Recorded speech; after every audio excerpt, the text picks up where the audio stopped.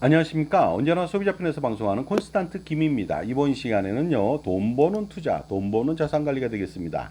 재산을 잃지 않는 금융 투자 방법에 대해서 오늘 말씀 나누겠습니다. 예금이나 보험을 통해서 자산 관리 또는 투자를 하는 사례가 빈번하죠. 그런데 과연 잘하고 있는 것인지 모르겠습니다. 예를 들어서요, 많은 사람들은요, 이런 생각을 가지고 있거든요. 보험이나 금융상품을 최대한 많이 가입하고 보유한다면 부자가 될 수 있다고 믿는 것 같습니다. 하지만 비효율적이고 불필요한 상품들을 많이 가입한 순간 어떻습니까? 절대로 부자가 될 수는 없다고 단언할 수가 있습니다. 과연 그 금융상품을 가입했는지 잘하고 있는지 거기에 대해서 좀 알아보도록 하겠습니다. 2023년도에 은행에 예금을 예치한다면요, 연 3.5% 정도 수준의 금리를 받을 수가 있습니다. 그리고 요즘 아주 극성인 종신보험 5년 납, 7년 납, 단기 납 종신보험을 가입해도요, 10년 후에 120% 또는 125%를 준다고도 합니다. 그러나 결론적으로 말씀드렸어요. 이러한 상품을 가입하게 된다면 투자는 실패하게 되고 재산적 손실은 지속적으로 늘어나게 되니까 주의할 필요가 있습니다. 아니, 투자는커녕요, 재산을 정말로 엄청나게 많이 잃게 되는 현명하지 못한 방법이기 때문에 주의할 필요가 있다는 것이 되겠습니다. 돈을 벌기 위해서 예금과 보험을 가입했는데 오히려 돈을 잃게 된다면 말도 안 되지 않습니까? 우선 예금을 좀 알아보도록 하겠습니다. 만약 2023년도에 1억 원을 연 3.5%에 예치했다면 1년 후 받게 되는 원리금은요, 1억 350만 원이 될 겁니다. 얼핏 보면 이익이 발생되고 자산이 증가한 것처럼 보이죠. 하지만 절대로 그렇지 않습니다. 1년 후 수익금인 350만 원은요, 세금을 공제하기 전이거든요. 일반 과세자인 경우에는 15.4%의 세금을 떼야 됩니다. 이자 관련 세금하고 지방소득세 10%까지 포함한 것이죠. 즉 54만 원을 공제하고 난다면 세후 수익으로 296만 원만 받게 될 뿐입니다. 그러면 1년 후에 1억 296만 원을 얻게 되는데 이 금액은요, 물가 상승률로 1년 만에 할인을 해야만 재산적 가치가 증가했는지 아니면은 감소됐는지 알 수가 있습니다. 그래야만 현재 가치의 재산 가치를 1년 후에 판단할 수가 있게 되겠습니다. 그런데 2023년도 물가 상승률은 3.6%죠. 그러면 1억 원을 가지고서 연 3.5%에 투자한 결과 1년 후 현재 가치는 놀랍게도요, 9,938만 원 받게 되지 않습니다. 결국 1년 동안 내가 정기예금에 투자를 했는데요, 저축을 했는데 1년 만에 재산적 손실은 62만 원이나 손실을 보게 된 것입니다. 정말로 어처구니 없게도 분명히 투자를 했음에도 불구하고 명백하게 재산적 손실이 발생된 것입니다. 이번에는 혹시라도 자산가가 돈 많은 사람이고 소득이 많은 사람이거든요. 이 사람이 투자했다고 가정해 보도록 하겠습니다. 10억 원을 예치한다면 1년 후 수익금이 3,500만 원이 되겠죠. 하지만 한계세율 대상자거든요. 최고 종합소득세에 이자 배당 관련된 종합과세나 종합소득세 최고 49.5%를 물어야만 합니다. 그러다 보니까 49.5%의 이자 관련 세금을 떼다 보면은요, 1,733만 원을 떼고 실제로 받는 금액은 1,767만 원에 불과합니다. 그러면 1년 후 어떻습니까? 세후 자산의 그 원리금은요, 10억 1,767만 원을 얻게 되는데 이 금액도 물가 상승률로 할인할 필요가 있겠죠. 그렇다면 놀랍게도 현재 가치는요, 9억 8,231만 원밖에 되지 않습니다. 따라서 1년 만에 딱 1,769만 원의 재산적 손실이 발생한 것입니다. 여기서 보듯이요, 재산이 많으면 많을수록 어떻습니까? 세금 때문에 더 많은 재산적 손실이 발생된다는 점을 우리가 알 수가 있습니다. 그런데 1년 동안 얻는 이자 금액인 1,767만 원에 대한 또한 어떻습니까? 거기에 대해서 건강보험료를 추가적으로 부담해야만 합니다. 근로자인 경우에는요, 근로소득에 2천만 원을 초과하는 경우에는 건강보험료를 추가 부담하고, 지역가입자, 사업장 가입자가 아닌 지역가입자 같은 경우 자영업자 등을 말하겠죠. 무조건 1,767만 원을 합산해서 건강보험료에 추가로 부담하게 된다는 것이 되겠습니다. 그리고요, 더 중요한 것은요, 이렇게 재산적 손실이 발생됐는데 건강보험료도 내지만 나중에 상속세도 부담해야 된다는 것이 가장 딱한 일이 아닐 수가 없습니다. 1,767만 원에 대한 상속세를 50% 가정 시에요, 888만 원의 추가 상속세 손실을 보게 된 것입니다. 결국 10억 원을 1년 동안 투자해서 1,769만 원의 재산적 손실하고 추가 건보료 부담, 그 다음에 상속세로 888만 원의 손실을 보게 된 거니까 어떻습니까? 예금을 투자하거나 저축해서는요, 엄청나게 손실, 폭망, 그야말로 폭망이 아닐 수 없겠죠.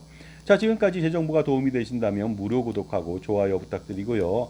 특히 멤버십 회원 가입을 통해서 보다 다양한 혜택 받아보시고 저의 동영상 서비스, 프리미엄 서비스 4배의 편 있는데 그것을 통해서 수억 원 내지 수십억 원 아니면 그 이상의 절세를 해보시기 바랍니다. 반드시 멤버십 회원들한테만 드릴 수 있는 특전이 되겠습니다.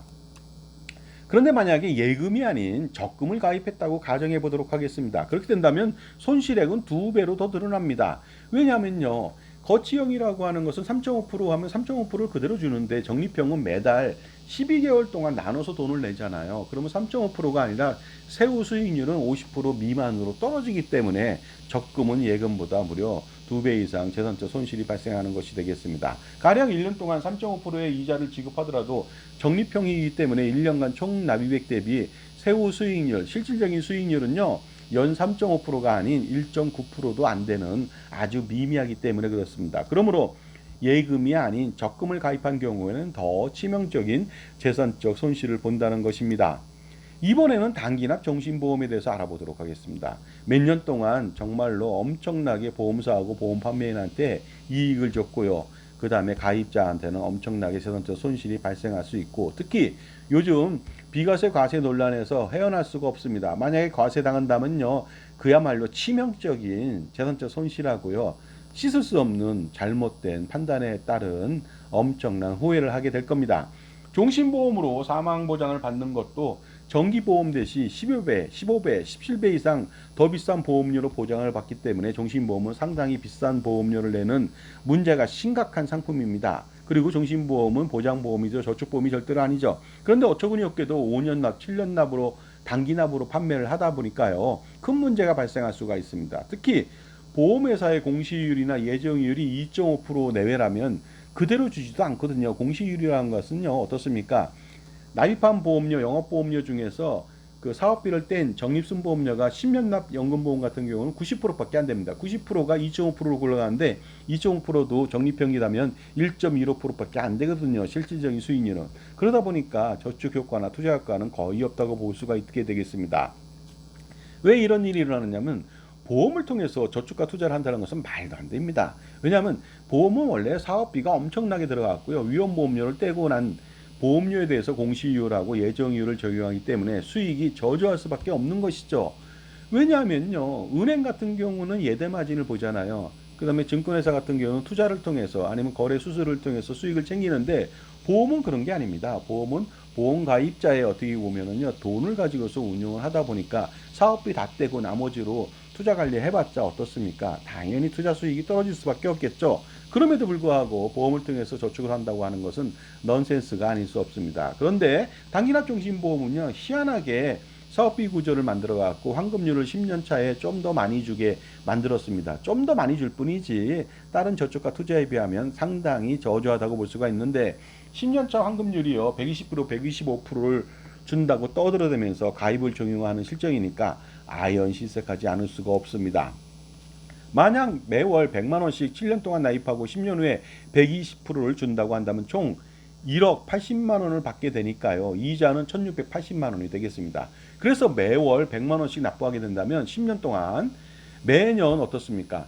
168만 원의 이자를 받는다고 호도까지 합니다. 그러다 보니까 많은 사람들이 내가 100만 원씩 7년 납부하고 1년당 168만 원의 이자를 받게 되니까 이게 좋은 거 아니냐 하면서 가입을 하는데 이것은 명백하게 잘못된 마케팅이고요. 잘못된 안내고 신기루에 불과합니다.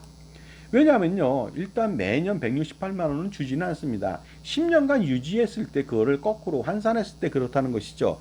10년을 기다려야만 받을 수 있는 금액이기 때문입니다. 그리고 비록 비과세로 받을 수는 있으나 이 역시 물가 상승률로 할인해서 현재 가치를 알아봐야만 합니다. 따라서 10년 후 1억 80만 원은 3.6% 2023년도 물가 상승률로 할인한다면 놀랍게도 7,077만 원 받게 되지 않습니다. 10년 후 원금이 8억 8,400만 원이거든요. 그러다 보니까 무려 10년 동안에 이자를 줬다고는 하지만 1,322만 원의 손실을 보게 된 것이죠. 이러한 상품을 가입하고 있다는 것이 정말로 믿겨지지 않습니다. 보험 판매인 말대로라면요, 이렇게 말해야 됩니다. 그렇다면 매월 100만 원씩 납입한다면요, 재산 손실이 매년 132만 2천 원씩 매년 발생합니다. 이 상품 가입하시겠습니까? 하고 얘기해야 되는 거 아니겠습니까?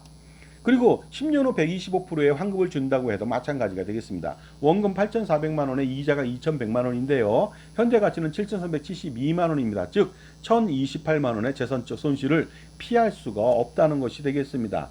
매월 100만 원을 납부한다면요. 매년 102만 8천 원의 재산적 손실이 발생하는 이 상품 가입하시겠습니까? 하고 얘기한다면 누가 가입하겠습니까? 하지만 어떻습니까? 거꾸로 그것을 교묘하게 매년 168만 원의 이익이 발생된다고 얘기를 하니까 잘 모르는 순진한 어떻습니까? 그 착한 사람들이 가입을 하게 된다는 것이 되겠습니다. 이번에는 만약에 자산가가 투자한다고 가정해 보겠습니다. 매월 1,000만 원을 종신보험 7년 납에 가입할 경우 환급률이 125%라고 정말로 좋게 봤을 때 가정한다면 10년 후 이자는 2억 100만 원 정도가 됩니다. 이랬을 때 물가로 할인할 경우 어떻습니까? 현재 가치는요.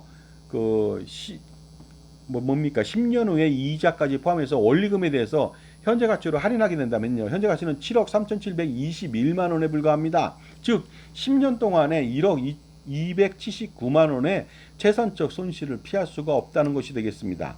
그리고 10년 후에 받는 이자는요. 비록 비과세는 되지만 2억 1천만 원의 상속세율 어떻습니까?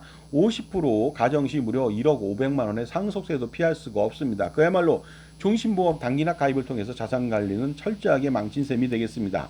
그리고 더 중요한 게 있습니다. 요즘 아주 뜨거운 이슈죠. 단기납 종신보험은 과세 대상이 된다 안 된다 여기에 대한 논란이 많은데 당연히 보험 차익이 발생되기 때문에 과세 대상이 될 수 있다는 것입니다. 그러다 보니까 나중에 이것이 비과세가 아니라 과세가 된다고 판정이 된다면요 정말로 그때는요 문제가 어떠냐면 지옥 그 자체를 경험하게 된다는 것이 되겠습니다. 재산적 손실은 물론이고요. 종합소득세 부담해야 되겠죠. 건보료 추가 부담해야 되겠죠. 무소득 배우자인 경우에는 건강보험료 피부양 자격을 박탈당해서 이 모든 것을 다 감수하고요. 그리고 평생 건강보험료를 납부해야 되는 불운한 처지에 놓이게 될 수 있다는 것이 되겠습니다.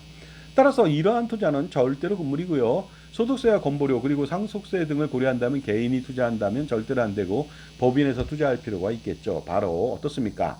가장 효율적인 포트폴리오 구성을 통해서 3대를 잇는 법인에서의 투자 3대를 잇는 할아버지, 아버지, 손자녀 3대에 걸쳐서 투자 우산하고 세금 우산을 제공할 수 있는 콘스탄트 김의 넥스트 플랜, 넥스트 제너레이션 플랜 NGP 플랜을 통해서 효율적인 투자를 해야지 이런 상품들을 가지고서 투자를 하면 안 되겠습니다. 따라서 비효율적이고 그 다음에 불필요한 이러한 보험 및 금융상품들 가령 연금보험, 종신보험, 각종 보장보험, 예금, 적금 그 다음에 펀드 등의 모든 상품들을 다 해지 처리해서요. 가처분 소득을 극대화시켜서 법인 내에서 투자를 반드시 하시기 바랍니다.